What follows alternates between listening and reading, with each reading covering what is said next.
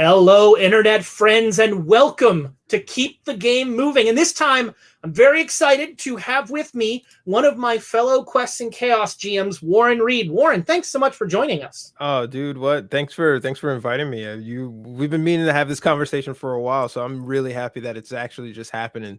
Looking to pick your brain on a few topics too, but I think this should be fun if no one's watched us. Well, and trust me, no one's watching this, so that's it. So I always start with the same question. What was your introduction to GMing? How did you get started as a GM? So, I mean, there's a practical answer of like when I first sat behind the table, and then there's like a fantastical answer of like being a kid, gravitating toward Magic the Gathering cards and without even knowing how to play or having anyone to play with, just kind of setting them up in an array in an army and like telling a story with those cards. And then just sort of like falling backwards into EverQuest and just like forget the side missions, the main quest. I'm gonna walk around and just like tell my own narratives here. Pick every flower. Yeah, basically, I'm gonna make those silk dresses if I have to kill 1,000 spiders, right? But the first time I actually sat down to GM was at the Quests and Chaos channel. I had never run a game before. I've barely even played a game before. As I had mentioned, like growing up, you know, even if I was interested in it, which I was, I didn't have anybody to play with. It wasn't a thing that like people in my neighborhood or my peer group were doing. So I definitely found it a little bit later in life, but I had built up the imaginary stores enough to hopefully make it fun for the people who were playing. That I can totally see that, Matt, kids setting the magic cards up. Like my brother and I, when we were 7, had a copy of an Queen of the Demon Web Pits, this super old, well, now super old, but at the time brand new D&D module, and we had no idea how to play D&D. We had none of the books. So we would flip a coin for combat. That was our combat mechanic. That's a great story. That's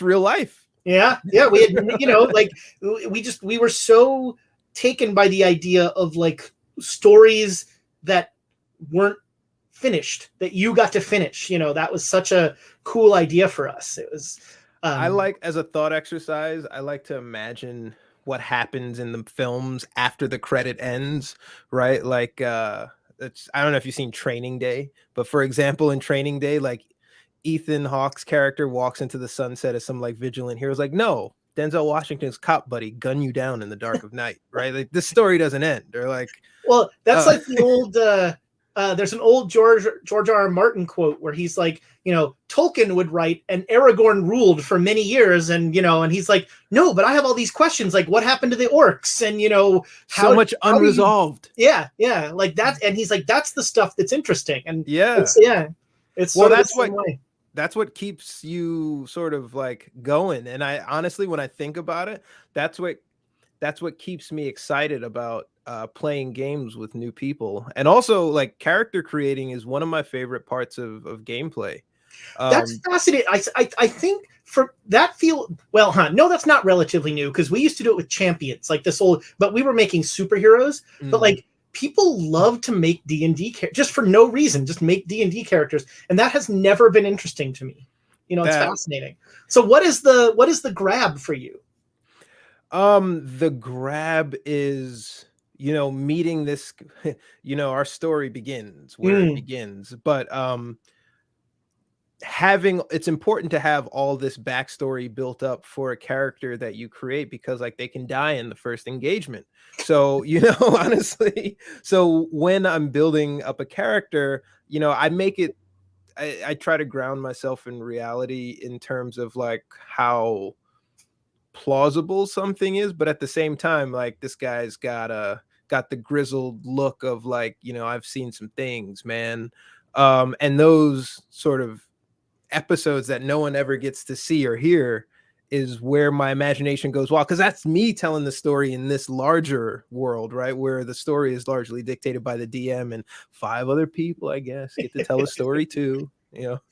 But so the mechanics are not because I always wonder, like, are people trying to like min max? Is that? So I respect it, I understand it.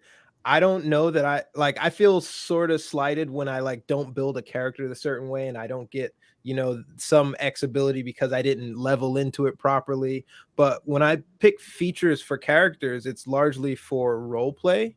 And then I maybe find it useful for combat, but it'd either fit with like, this is what, Uzo would have leveled into, or, I definitely, the OP stuff is cool. Somebody needs to be OP. But I don't know that it's necessarily me. And we spend so much time. Actually, that's a good question. I don't know. Depending, right, when we're sitting around a table, depending on who you're playing with, you can spend a lot of time in combat, which I never got. Right, it's like ordering food at a McDonald's. Like, the menu's the same. Make a decision, man. Well, you could have made your decision while I was waiting in line. What do you mean you don't know what you're gonna do? But to me, I like spending the time out of combat and even in my own head, driving back home from like one of the sessions is where those abilities like sort of blossom. Yeah, that's interesting. I mean, so as a GM, did you, I mean, you had the hilarious shotgun incident, but have you had to deal with somebody being super OP, and kind of how do you balance for that? Yeah, so with that, you likely balance out in the combat with the individual characters. You like tip the scales and say, okay, well, I'm gonna have this person or these sets of people focus on the OP person, and then drive, a regular combat session with these other guys. But to me, that's, if I say, yeah, you can do this, and then you wind up min-maxing on me in some way that I completely didn't plan for, that's on me. I'm gonna let you live with that. Right. Yeah. Like, I should have seen that before we sat down at the table, but like, no, you're right. You're absolutely right. Yeah. Part of the reason why I picked Carbon is because I feel like there'd be less of that. Little I know, like, beta alpha session game, there's a lot of that. Right. Yeah. Because it's not weighed. Yeah, they're sort of landing the plane while they're building. Yeah, exactly. Exactly. But it helps me as a GM build confidence in my campaigns, knowing that, there's not going to be sort of that sort of stuff to a large extent, because we're all landing the plane together. Yeah, that's an interesting point, especially with Carbon, since the rules are developing, things can change, and that can also give rise to house rules and house rulings on things and that sort of thing. Yeah. Yeah, I'm definitely of the camp that, plead your case with the GM. The book is there as like a rough guide, but the GM will dictate what's fair and what's fun. So I'm just like, all right. And honestly, as a GM, if a player, if I've got a player who's like, this is the more fun option, then that's what we're doing. Like if they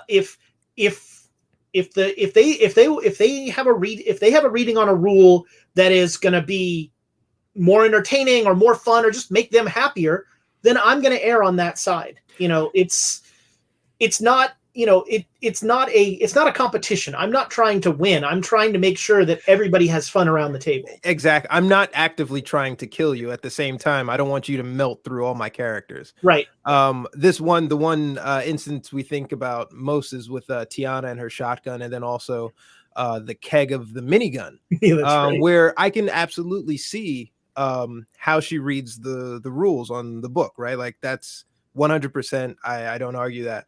But the reality of like, that's not how this gun works, and that's not the mechanics I'm the GM going to give it in this instance. To help, at least, I mean, that's a little bit more rough up front, but it's like, hey, like, let's not dwell on this. Like, we're still going to have fun. Let's move it forward. Yeah.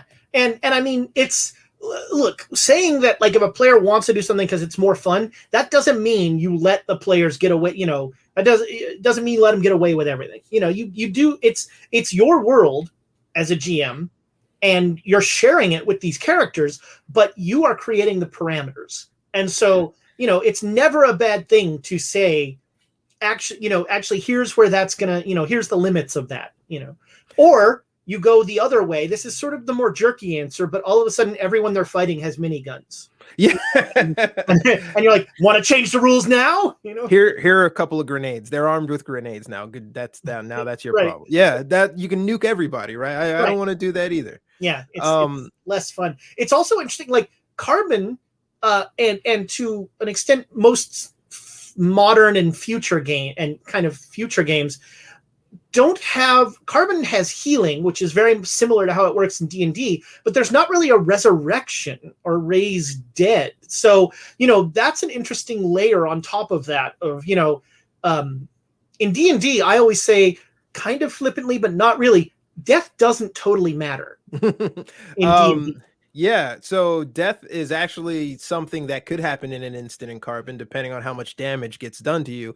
And also, like, maiming is something that can seriously happen to you if significant enough, right? And then you got to roll for which limb this affects. Yep. Right? Which it doesn't matter in that augmentations are so regular, but like, man, in my imaginary 12-year-old mind, like, I don't want to lose my arm. I mean, I don't care if the real one, if the fake one is just as dexterous and has as much feeling, there's still a level of attachment there. Thankfully, nothing like that happened.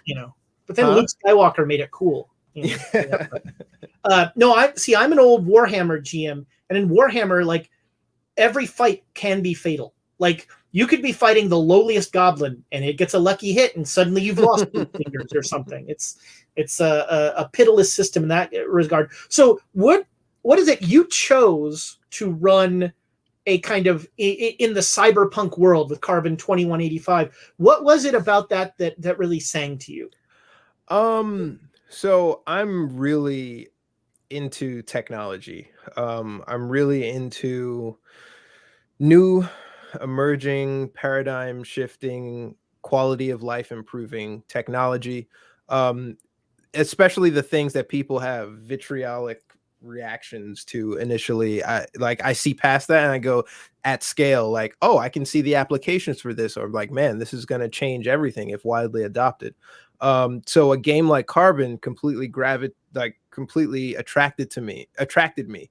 Additionally, the fact that it was new, and I could less, as a GM, I don't want to be rules lawyered. Right. And there's less of that in new IP, as long as I stay on top of my game, which I intend to do. But the cyberpunk thing, I feel like Carbon, we did Carbon before they announced Cyberpunk 2077. That's true. So we were before, but like the way it hit was right at that launch. So there was this whole new sort of cyberpunk genre spotting up. Not genre spotting up, but like the interest in cyberpunk was like at an all-time high. That definitely helped, and I'm pretty sure that helped our viewership. But the main driver was the fact that it was a new sci-fi tabletop game that didn't involve, dwarves and elves and, shadow runners. Yeah, Carbon is kind of like, D&D is high fantasy, and then there's kind of Warhammer where's low fantasy, and Carbon is kind of high cyberpunk, because it didn't seem, like Shadowrun was much more about the bifurcation of the haves and the have-nots, and the corporate versus the runners and all that stuff, and it was just a grittier kind of darker world. And Carbon, although in the one you ran, you played up some of those aspects, but Carbon seems to be a little bit more kind of high, almost more sci-fi than cyberpunk. Yeah, the Deckers is what I was thinking of. Yeah. But yeah, I don't know. So no, push back. I can see it on both, and I think they're one and the same, but one branch maybe splits off the tree a little bit sooner than the other. And I think cyberpunk is that branch that allows it to be a little bit more fantastical, where sci-fi, tries to ground in some prediction, right? And for Carbon, I really like the political aspect of it. And I don't know if so Warhammer is very political, and D&D is as political as you want to make it. Right. which is but almost always not. but I don't think you can do cyberpunk is innately political, and I don't know that you can play the game without addressing that the haves and the have-nots atmosphere that got us to where we are. Your character has to have an opinion on this stuff. And one of the critiques we got from one of the videos was like, oh man, why, 5 minutes into this game, you're already talking about, politics. And I'm like, yeah, I see your criticism. I accept it, but like I throw it in the trash, because if you're looking for a reprieve from politics in a game, this is not it. Right. And I really do like that bent, but it doesn't need to be just specifically the haves and the have-nots. I mean, that's essentially what it boils down to, but like inside there's so much sort of struggle between moral choices, genuine moral conflicts that are relevant to your life, like AI sort of sentience, or life or death moments. Yeah. And I think that's really interesting stuff to explore. As a GM, like how do you kind of handle what the game, I think, can lend itself to party conflict in a societal sense or in a cultural sense. Like, how do you kind of manage that? So D&D has this, lawful good, chaotic, neutral, that kind of thing. Your alignment dictates sort of like your motives. In Carbon, I force you got to have a vice. You have to have a vice, because that's going to drive you inside what you do and what you think more than sort of your alignment. But those inner conflicts between teams are completely driven by who your backstory is, or where your character hails from. And there's only really two sort of influence peddlers instead of good, neutral, evil, and lawful to chaotic. There's just corporate and street, right? Did you have any access to privilege growing up, or are you forced to claw like that? I think at its basis, everyone understands that. Yeah, you're right. That dichotomy of, it's an easy kind of, are you up here or here? And then everybody in the middle is kind of trying to figure out where they are and is trying to get almost always up. But it's a really, I actually didn't mind the system as much as I thought I would, because I'm not a big fan of the mechanics of D&D. In that I think there are just too many mechanics. But I think Carbon did a nice job of doing some interesting streamlining and giving everybody interesting things to do, but not making it like, and you're a cyber wizard, and you're a cyber. Although the cyber cleric thing was a little pasted on. That was the only one that I was like, okay, that's. Are you talking about just like the doc? Yeah. Class. Well, I guess.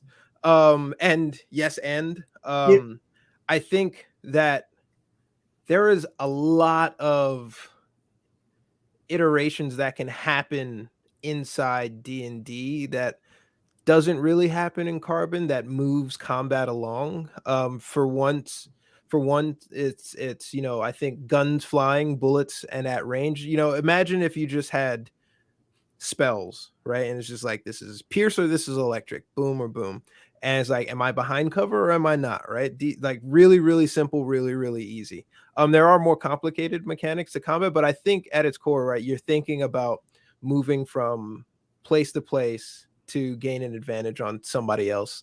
And there's less of like, well, I've only got 3 spell slots here, and like, right. I like, that's my cantrip, but it's ineffective at this, specific time.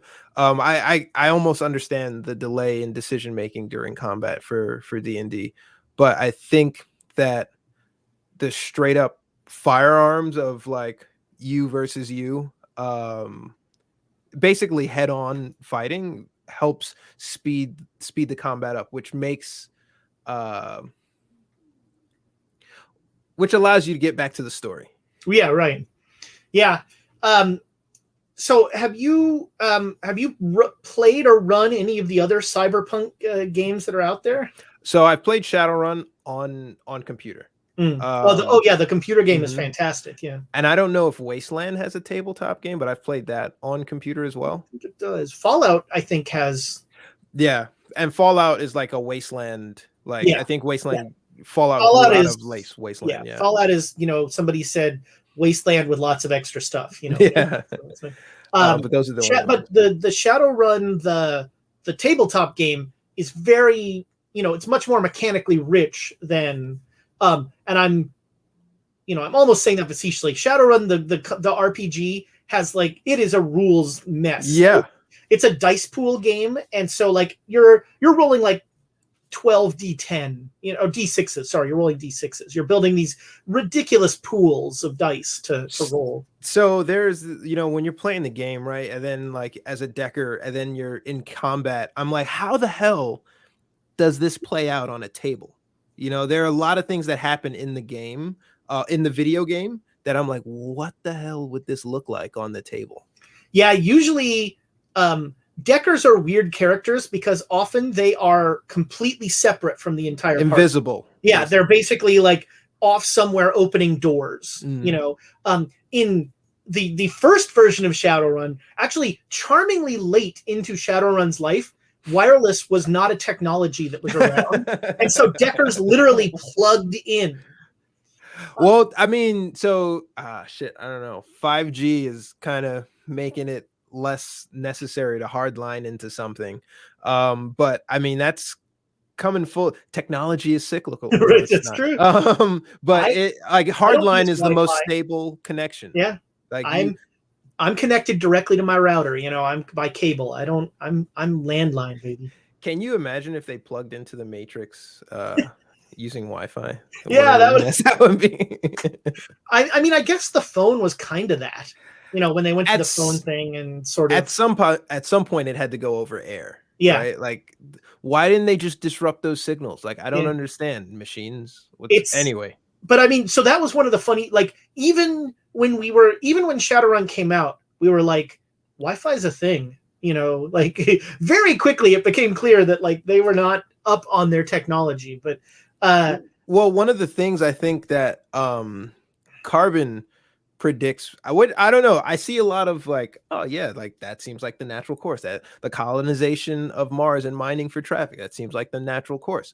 Elon Musk's, for a different reason, right, his brain chip is meant to stop brain degradation and aging, but at some point that's going to be a capacity, that's going to be your storage drive for right. accessing the internet in some fundamental way, right? Or what was it, a Google Glass, those sorts of things. And even so, I love VR, I love AR. Even let's just talk about AR, for instance, right? At some point I've got a glass over my face attached to some mini PC. At some point, which it's rumored Facebook is doing, or Apple is doing, I'm sorry, you put the AR on and you're using your remote connection to process, and I'm using other people's remote machines to process. We're all in one basically big singular network, which is what the botnet inside Carbon is looking to do, is to exploit those data clusters. But at some point, those interfaces will completely get smaller, then eventually disappear. Instead of a glass, I'm wearing a contact lens, right? And instead of typing text, we lost script, but we're gonna gain swipe, right, in some way, right? This you can tell what word I'm spelling just typos because I'm going off of the QWERTY on air, right? Typos will be even worse than they are now for me. Typos want to you misspell a word. I think it's some cool edgy way to spell. Right. Yeah, that's right. I get the sentiment of what you're saying. Leet speak will just continue to evolve and become it'll instead of just bad typing, it'll be bad error writing. I'm telling you, hieroglyphs are just emojis. Yeah, when you talk about AR, I always I'm sort of joking, but one of the most astounding things, when I got an Oculus, the first thing you do is you have the real world around you, and you draw a boundary on using a little air laser around you that says this is my play area, and I was just that was to me more interesting than most of the VR games, because I was interacting with the real world. Mhm. And that's a powerful thing. Oh, so I've completely, well, not completely, but I'm moving more and more of my workspace into VR. So I'm sitting on a desk using mic talking to you right now. But instead of having this cumbersome, bulky desk and monitor, if I could use my keyboard and have as many windows, like these windows can be as big as they can be as big as a movie theater Yeah. inside my headset with as tiny, tiny, tiny processing. And that's basically where I see it going. And I've already started to do some work in VR. I've got my headset on, I'm listening to music. I've got like 3 different tabs open.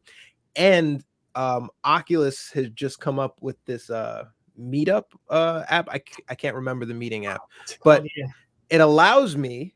So I don't know if you've used these other world interaction map, these spatials and all these Right. immersed desktop apps. The best one about Oculus is I can draw where my desk is, and I can do a pass through on just my keyboard and mouse, which was the biggest issue before. I had to replace my keys with tactile keys, so I can basically braille my way through the Right. keyboard Touch to type. typing. So like I was making mistakes everywhere, but now Facebook has completely solved that problem. They're not solving for a problem that exists. They're just like getting ahead of the curve and just owning that virtual Just doing cool business stuff. space. Yeah. I really think, and you and I talked about this a little bit. I really think that VR is is one direction that tabletop gaming is headed. There have been people already play campaigns on Tabletop Simulator, which there's nothing more amusing than watching me try to use Tabletop Simulator in VR. It's like, because the funny thing is, when you use Tabletop Simulator in VR, you can see where the person's hands are. And I'm like Frankenstein. My hands are just constantly like, deck of cards. But that toolkit is like 60% there of having your tabletop be virtual. I'd even venture to say it's like 80% there, 85% there. The only thing that hasn't advanced is the technology of the rendering. So think about it right now. We're in the, I wouldn't even call us the Mega Man stages of VR. I'd say we're in the Pac-Man Pong stages of VR. But in about a decade, I can absolutely see all of our workspaces and a significant portion of the workforce being moved into VR. With tabletop gaming, it helps the immersion. So I created a world. I created a world in conjunction with these 2 other guys, which is basically a D&D tabletop game setting in Facebook Horizons. And what happens in there is you're loaded into the world, and then you have to walk through a long dungeon corridor with bars and stones and torchlights, and then down these stairs, and you step through a portal, and you're in a pub, and it's an old school looking fantasy tavern, but in the center of the table, the center of the arena is a table with some bar stools, and then a DM is kind of perched up behind a big DM screen. And just being in a fantasy environment, playing a fantasy game completely helps the immersion factor. And let's not even, talk about the things that you can enable with I roll a crit and then fireworks go off, or Right. like I cast a spell and smoke puffs plume around, or I can, I don't, world build. One of the things I hated about, I love creating the campaigns and saying, oh, the character is going to do this, that, the other thing. Going to QNC Studio and then building out the map of the world that I created on a. Well, no, you mean literally the battle map. The battle map. Putting together all of the little, that is I don't know. I hate that part the most. Yeah, I don't know how people do that. And you're right. VR could totally transform that. Because it's just, it's Minecraft at a certain point. Pretty much. And it doesn't require, it doesn't require much. All you need to do is cordon off rooms, right? And you don't need to see you can literally go back to playing with tokens, right? Because you're in this environment, your mind doesn't need to see the ogre on the table. Just like, it helps the immersion now with like cool minis, painted airbrush like to the nines, with all these like amazing decorative tiny little scrolls. But I'm finding that in VR, you don't really need that for your mind to go on an adventure. Yeah, having the backgrounds around you and kind of being, you're already immersed. Yeah, you're in a 360, you're in a 360 environment. There's less to take you out of that world, and whereas I'm playing in one of our shows now, and we have D&D Beyond, and so I'm looking at this little tablet to see everything I can do, and that takes me away from kind of connecting with the people at the table. Mm-hmm. And in VR, I've got my character sheet over. I just look to the left, and there's my character sheet, and that. And so it's one more kind of way of keeping people connected there. I think what I'd be interested to see, and what I don't have, I think this new world of doing everything in Zoom boxes has helped a little, possibly, is like role playing around a VR table, and how that can kind of, because you're essentially going to be interacting with with somebody's avatar, and so how that's I'm not sure. I haven't had that good an experience with that, but I bet that's something that is probably easily fixed. I don't know what fantasy D&D players are thinking of for Roll20, but for the Streams of Carbon, it absolutely fits that we play it in this digital interface, because it's a digital world and it's so much easier to get things to happen on screen. And even me as the GM, like I can start playing around with digital animations with my to help the immersion factor of the viewers and also the players. I don't know what traditional D&D players think, but I'm in the camp of like, this brave new world we're stepping into is absolutely going to be a benefit for all hobbies. I'm sure there's some Luddites / traditionalists who are just like, nope, you need to do it this way. Even in the, when we recently played, I was taken aback because I thought we were using Roll20, and it was like, no, we're using actually legitimate dice. And I was like, we're using real click clacks. Like, oh, man, I totally forgot what the weight and what that feels like. Also, me as a G, I don't trust anybody. Yeah, I don't trust anybody. I need to see your digital roll on screen in order to accredit it. Like, I don't trust the anybody. secret is like, I'm like, cheat all you want. It's not going to help. Yeah. It's but no, it is funny. My I really enjoy the not to call anybody out, but I really enjoy the levels of acting you get on somebody going, I got a critical, and you're like, sure you did. Let's point that camera down. Right, Let's see what that roll is. Oh, I'm sorry, I bumped the table. Whoops. I like how Thomas always posts pictures of his dice rolls.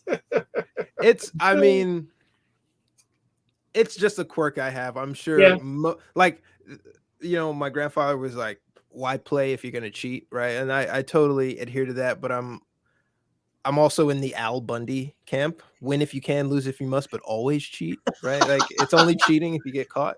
But that's just, how I'm built. Not this is coming off awful. I'm not a cheater. I love to play. We're gonna have a special camera that's just Warren's dice now. I'm okay with that. I am absolutely okay with that, because I feel like we all should, like, there are a lot of streams where the GM's rolls are on camera, or the dice tray that everybody rolls into is on camera, and I love that. Because it's true randomization. It keeps you, the player, from cheating your way out of a scenario, but it also keeps me, the GM. Their GMs have a tendency, if I roll like a 19, I'd be like, I rolled a 2, because you're near dead, right? So I don't want to do that either. If you're gonna die, the dice is meant to kill you. Yeah, I have a long history of critically fumbling when my big bad is about to do something cool. And I wish that I was cheating when I did that, because it's simultaneously awesome and anticlimactic. It's this weird combination. So you can, with fudging the dice rolls, which I'm never in favor of, you can definitely prolong or quicken combat But by not fudging the dice rolls, you could prolong or quicken combat in a very bad way. Yeah, things can go south quickly. But it is, like I don't think I'm not adverse to fudging dice, but in general, I don't think it's necessary, and I think that too often fudging dice is used to avoid an interesting situation. Yes, I agree.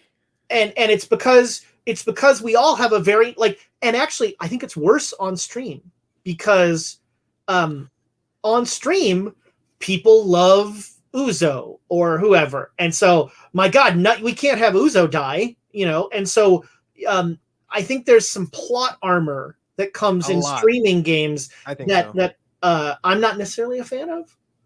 I think that definitely happens. I don't know that that's happened with our games, but I've definitely I've had my did I really just kill that player with this role, right? But knowing that we're coming up against time, right, and stuff like that, because you do work with these restrictions, whereas if it's us having a beer at the house, like this game could go to 3 a.m. Yeah, right? Like no one cares. I always say running a game on stream is weird because you're 60% DM and 40% game show host, and it's this weird dichotomy that I'm better at one part than I am the other, and I really miss being around the table, not just because of the energy, but because now when I run, I'm watching the chat, and that's for me anyway. That's dangerous is a ridiculously inflammatory word, but it's it's something that takes part of my attention, yeah. and I'm always conscious of. It's weird. I want to please the audience. I want to tell a fun story, but I don't want to please them. I want to please them on a macro level, not a micro level. And watching the chat, if somebody somebody in the chat says something funny, I want that to happen, and that can kind of permeate what's going on. And so that's the micro level. The macro level is people are going to like it if you're just around a table having fun and being yourselves, and that micro level can actually, I think, work against that, and it can become fan servicey. Yeah. Oh, yeah. You definitely don't want to do that. You don't want to skew the Coliseum for the fans and let the fans decide if the hero dies or lives or dies. But there is a fine line to dance with having the chat be a part of the production and the storytelling with some of the recommendations. So I actively try to engage the chat because they do have good ideas. They're also funny as heck, and honestly, if you're streaming and you're not paying attention to the chat, this might as well be an upload.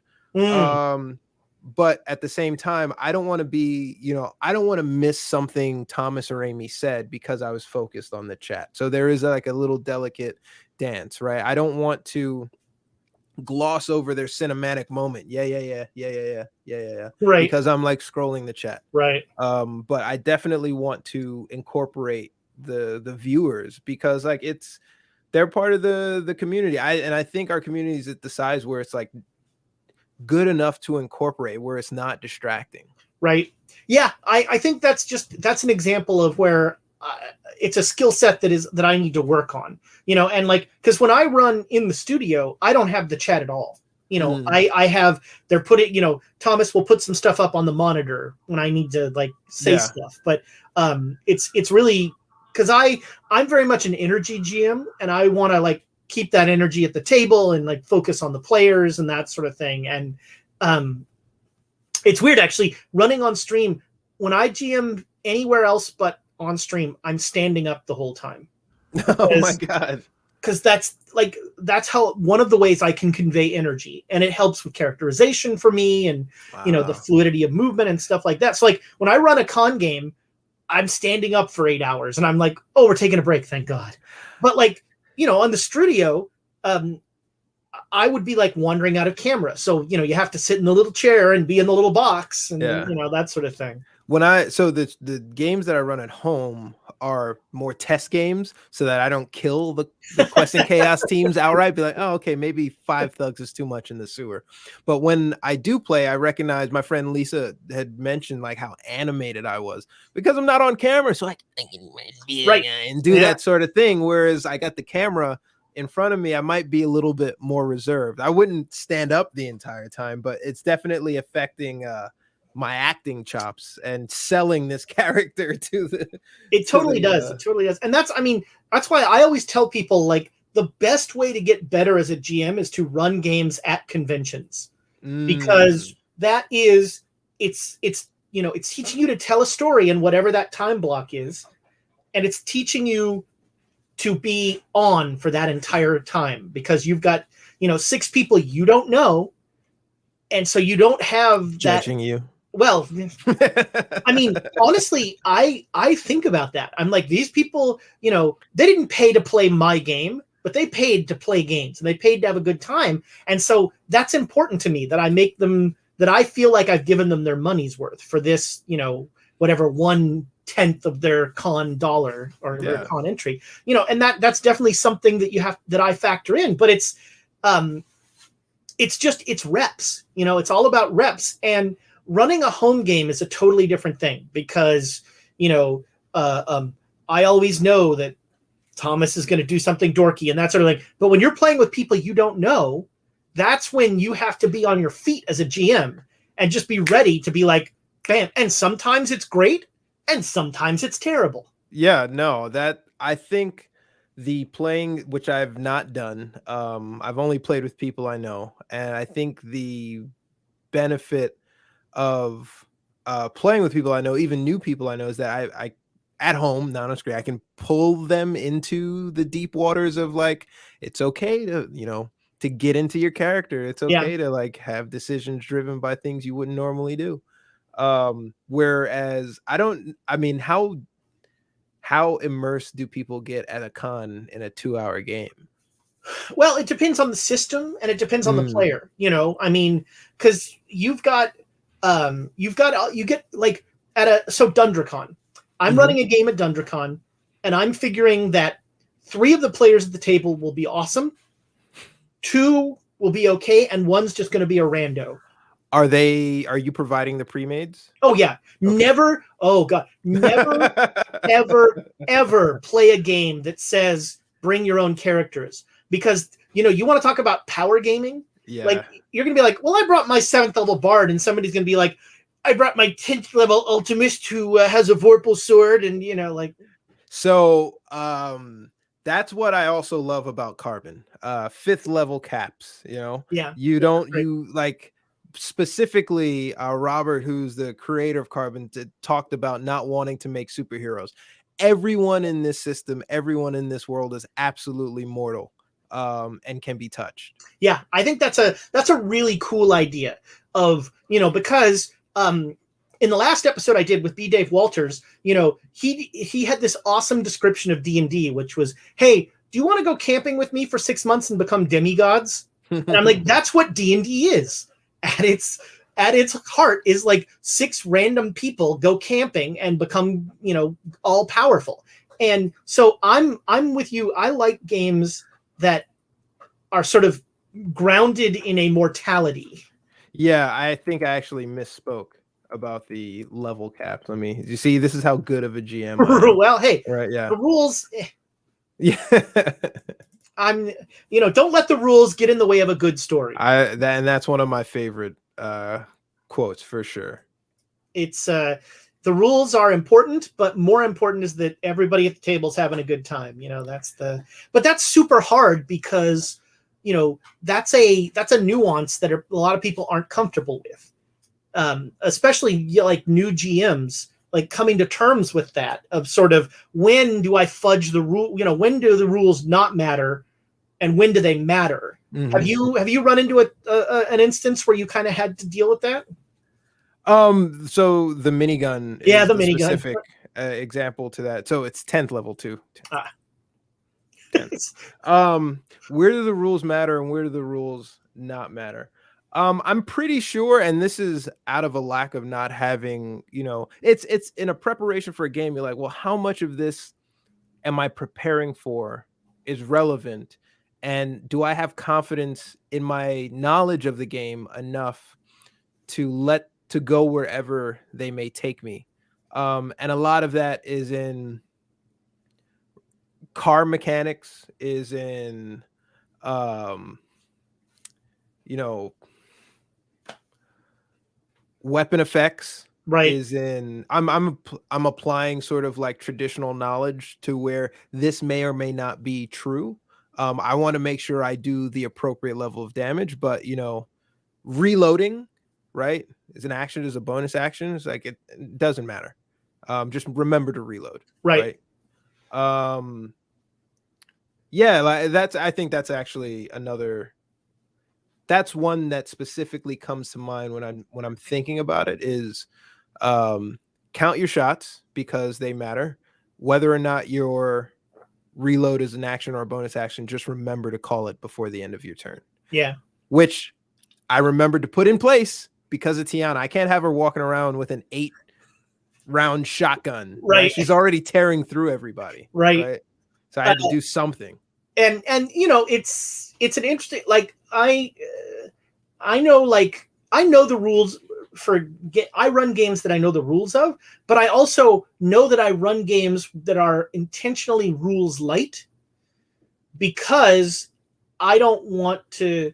It's less interesting to me to spend 30 minutes going, was that 66 or 46, than it is for me to be like, what is that? What does casting that spell mean to your character or something like that? Yeah,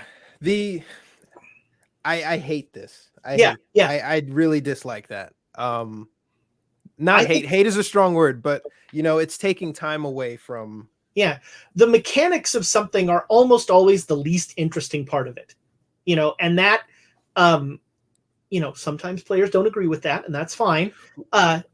If we're talking about like cheating or not cheating, I give the players the benefit of the doubt on the mechanics they say for the most part, right?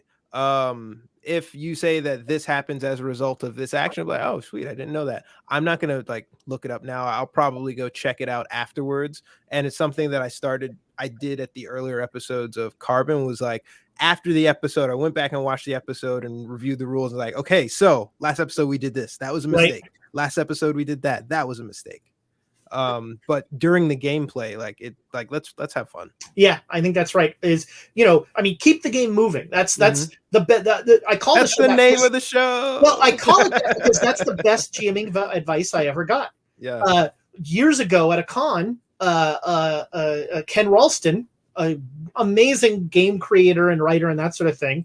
I was like, I was like 20.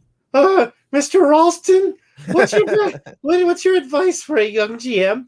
Keep the game moving, kid. And I'm like, that just because so many times it bogs down in and that's why I make fun of like 5-foot steps and stuff like that. But like tactical combat is just not interesting to me.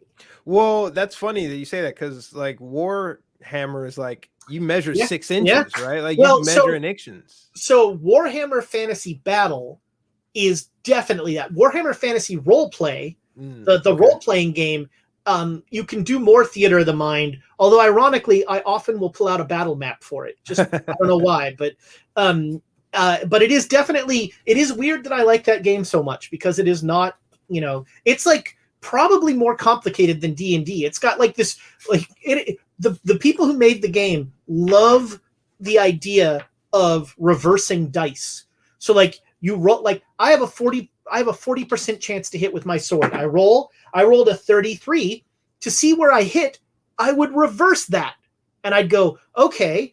So I mean, 33 reverses to 33, but you then look like on the chart and you're like, I hit you in your left arm, and it's just this whole cool. Yeah, but they love this reversing thing, and the mechanic comes up quite a lot. There's this whole. So, but the mechanics. So I mean, that's great advice of keeping the game moving.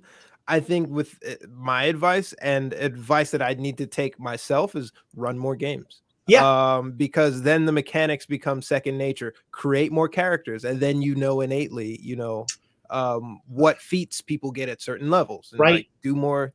Just That's just it. just play more. Just Yeah. play more. I mean, it's true. The reps. It's all about reps. Like if you want to become a good GM, be a bad GM and run a lot. Like that's how you do it. Like nobody is a great GM the first game they play.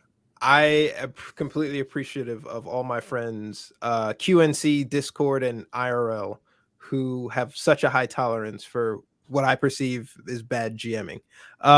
So if someone, I think what is happening is that like everyone like yourself is used to being a GM. So when someone else is taking the reins, you're like, you mean I actually get to play now? You're just like, Yeah, they it call doesn't matter how good it is. That phenomenon is called forever GM. Mm. And actually, I love it. I don't like playing. I like GMing. But it's interesting. One thing that you were saying there, like in terms of the sort of the playing more and that sort of thing, it is. I think there's a definite value to playing the game that you're going to run and sort of seeing it from the player perspective versus the GM perspective. I think that's really interesting. So. You do a lot of, as you were saying, you do a lot of stuff with technology and that sort of thing. And one of the things that I really enjoyed that you did with Carbon was you would create these interstitials that were multimedia. And Yeah. and now to my untrained eye, like I look at that and I go, I could never do that. What the heck? And so, first of all, how did you do that? And B, like, how can I, as low tech, not go, how can I sort of use that multimedia stuff? And I love the idea of like stuff happening between games and like teasers and things like that. Yeah, so that came out of like having to bridge a gap in between sessions and sort of tell a story and hopefully keep people engaged enough to want to see and continue the story, because like there's this taper effect of like games and viewerships or games and listens. So that's what I thought I was doing. Also, 9 to 5 I'm behind the camera, so 5 to 9 I try to be like in front of the camera as much as possible. So any excuse to like be a character or get on camera or like do a voiceover, I'm like all about it. And this was the perfect opportunity to like pretend to be some other human or person. My advice to getting started, right? Like I can't draw. I mean, yeah, I can't draw the stuff that's up there and I can't make those assets. Fiverr is an amazing website. And people, will do a lot of things up there for relatively low cost. And for what that does is it saves me time. So instead of having to build those components myself, I just have to figure out in my mind how to shuffle them together. And that's roughly what I did. How did I piece together those backgrounds or those characters and those layers that we use on the stream? How did I learn to do that? Same thing like GMing, like trial and error. In the same way you do like a stream, the first one's probably not great, but then the next one and the next one and the next one you sort of iterate on. The scrolling text at the beginning of the Carbon episode is just like a simple website like scroller. It's like type text. There's this website out there that I can't remember the browser, but if you type on it, it's meant for coders at work that they look like they're working. So all you just need to do is type random characters and it'll automatically start to fill in the script. That's what that is, scrolled through with like all of that was made in OBS, and which is not a traditional editing software, but if you plan your scenes well, it can be. I mean, you could do that in Windows Movie Maker. Yeah, for sure. You probably couldn't do the overlays right as fluidly, but for iMovie or what, yeah, absolutely. You'd have to use Chiron or something. The interstitials, those little snippets, were really fun because those are like the imagination play that I got to do of like after the story, right? After the movie ends, what is happening? And what's the story that's being told? And those were really, really fun. I just thought it was a great way to tease, and get people interested in what was going to happen next. And it, it looked different than everything else, which also made it interesting, and I was a big fan. I thought they were really cool. I mean, when I released them, I thought they looked like shit. So that's like the perspective on it. But over time, I'm really happy with how it turned out, and I don't know if it serves the role that, like you said, but I'm glad to hear that you took it that way, because that was the intention. But it's just an excuse to just do more imagination work, right? Like that's really all it is. It's just like, all right, so now I get to do this thing that I wanted, and I've got like a semi-captive audience. Hell yeah. Is there this is sort of going back to the VR thing, but are there programs right now that you would recommend people that they could possibly run a role-playing game in VR space? In VR, yeah, they're definitely. I didn't come prepared for this. But there are a few of them. Because Tabletop Simulator is only kind of VR. There is a Kickstarter out right now specifically talking about what we're mentioning. So in Facebook Horizon, I built sort of like the D&D world around. But there's a Kickstarter that I'm thinking of in my head where you're in VR, you're playing with other people in VR over a map, you're out in the wilderness, and like these animations happen as you play and as these characters confront, the Right. minions on the table. But that's almost more like a Gloomhaven experience, because I don't think there's a GM. I think you're playing. You're at least the one I saw. You're playing a game together.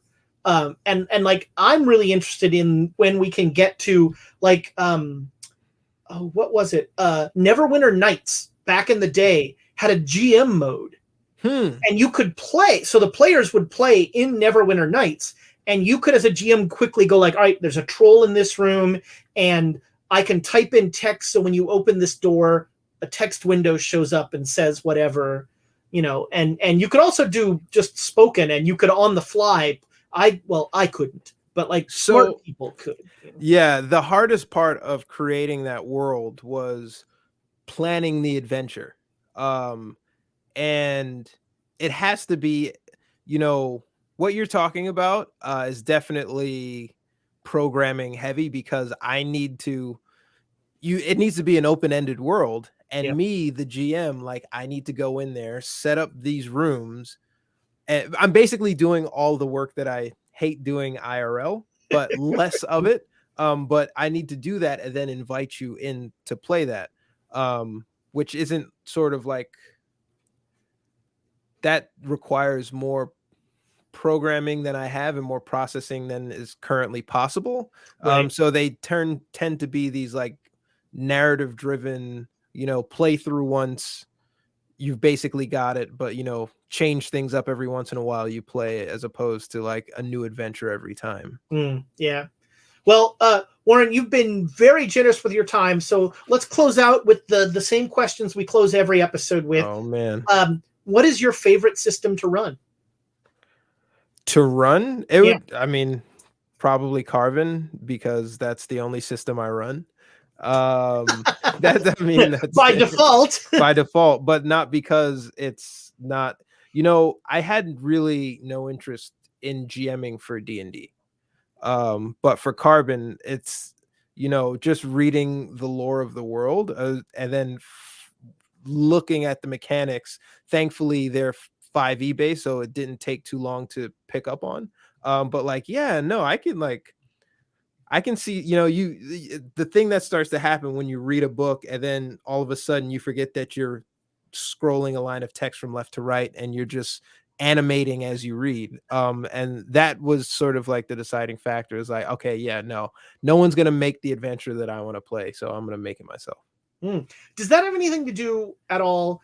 I'll just speak in I statements. Like, I find real world or terrestrial games far more interesting than fantasy, and just because there's there's some shared reference. There's a frame of reference. Yes, and I think that helps drive. I think that helps drive a lot of Carbon, because you innately know certain things even if you've never played the game before, because you know how technology is expected to work.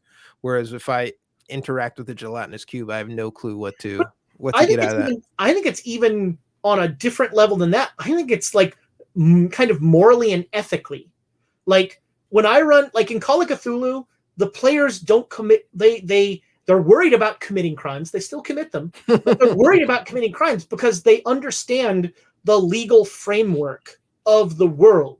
Whereas in D&D, are there even town guard around? Yeah. You know, is there a legal framework? You know, and a funny thing starts to happen in Carbon too once you start hacking stuff, right? Like, I want to hack this door is an easy roll, but when you force somebody to sort of get creative with their, you know, describe it to me, they start accounting for things like security systems and wires and or ports and stuff, like things you totally didn't even say that were there, but like, yeah, I'm gonna go with it because like that's what you see. Yeah.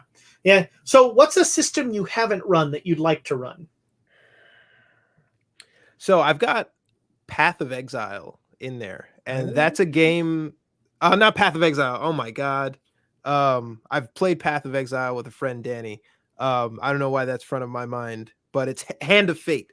Hand of Fate. Oh, okay. Yeah. I played Hand of Fate on PC. I love it, and backed the Kickstarter project for the board game. I pulled it out of the box, tried to run it with my girlfriend. Thanks, she's so patient. Haven't tried it again since, but I would love to run that with a few people, even just to practice. Right. Is that because Hand of Fate, the video game, is like card-driven kind of combat, and sort of it's like every fight is a mini Magic the Gathering game, and so is this kind of similar to that, where you have like you have a hand of cards that are your actions? Or? You have a hand of cards that are actions and attacks. Because in Hand of Fate in the game, when you play it, combat, even though you're dealt a bad hand, with really good joystick gameplay, you can get out of bad situations. Whereas here, you're probably pretty screwed if you don't like choose your vendor or like make good choices on the map. But it's still pretty card heavy. Interesting, huh? All right. Well, so close the same way every time. The Space Jam question. Just, you're a movie buff, so Martians are invading the Earth, and they will destroy it unless you run a super entertaining 4-hour game for them. Warren Reid, what are you going to run? Is it any game? Like what? Any game, any system, whatever you want to do. Oh man, I was not prepared for this. What will keep the Monstars from? Do I have to win? Do I have to beat them? What's the? No. They just need to be entertained. Yeah, it needs to be a super fun game. I never tell anybody this question is coming, so they have to like think about it on the fly. I'm thinking for 4 hours. Yeah. Which is how many of them are there? Which is not as long as 6. So that's a very, like in cons, 4 hours, 6 players is like a standard setup. And the funny thing is, for some of us old people, like 4-hour games feel really limited because we're used to the 8-hour time. After Kubla Khan, when we went to play upstairs, that was like a 7-hour game that flew by. So I completely understand that. I want to, 8-hour game, man. That is a very good question. I would line each of them up to play Go against Google AI. Wow. Yeah. Oh, and what would be sort of the lesson they're supposed to take from that? Don't play Go? It would keep them busy. At this point, I'm thinking in terms of a babysitter. My recommendation on gameplay. It's like was it the last old Bill and Ted movie where like Death comes and like wants to play a game and they keep like suggesting longer games. I haven't seen the new one. I haven't either. Okay. I think it's streaming now, so I should watch it. I enjoyed the old ones. I was thinking of some computer game, but I was just like, you know what? I'd probably take them on a EverQuest adventure with me. I'm pretty sure Nice. that would be 6 hours. Yeah, that Well would spent. that You guys could- are gonna help me grind. That's all you do.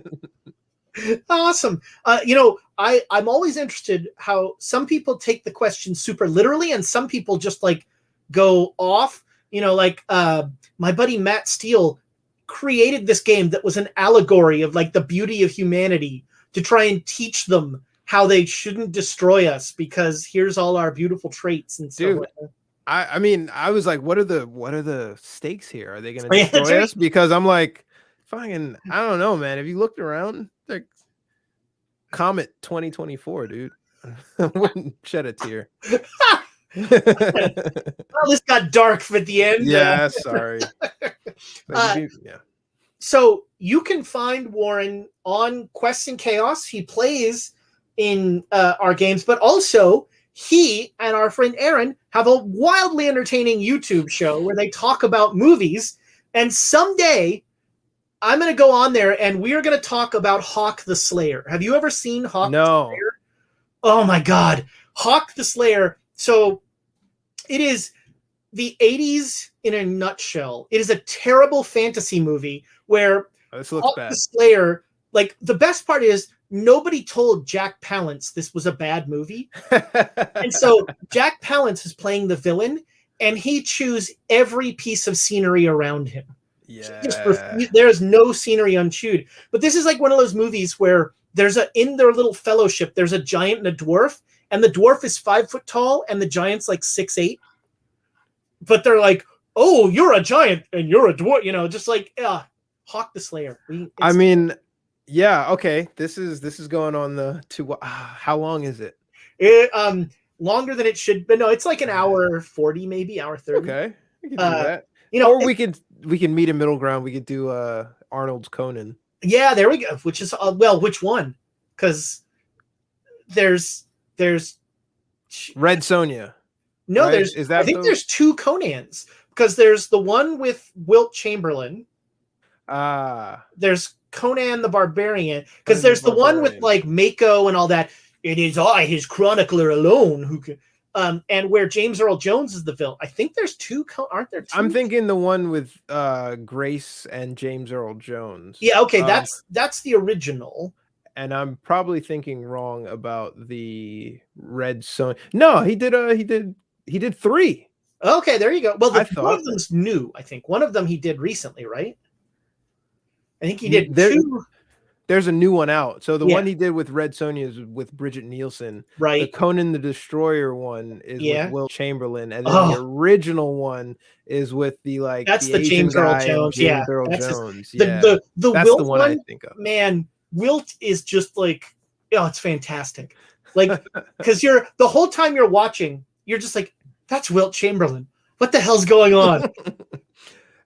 But he fits in the world. Wilt Chamberlain followed the not Dr. J, Kareem Abdul, or Kareem followed the Wilt Chamberlain sort of trajectory. That's right. From Airplane and Bruce Lee. People still come up to Wilt Chamberlain or Kareem still tells a story like when he goes on airplanes, people ask him if he wants to fly.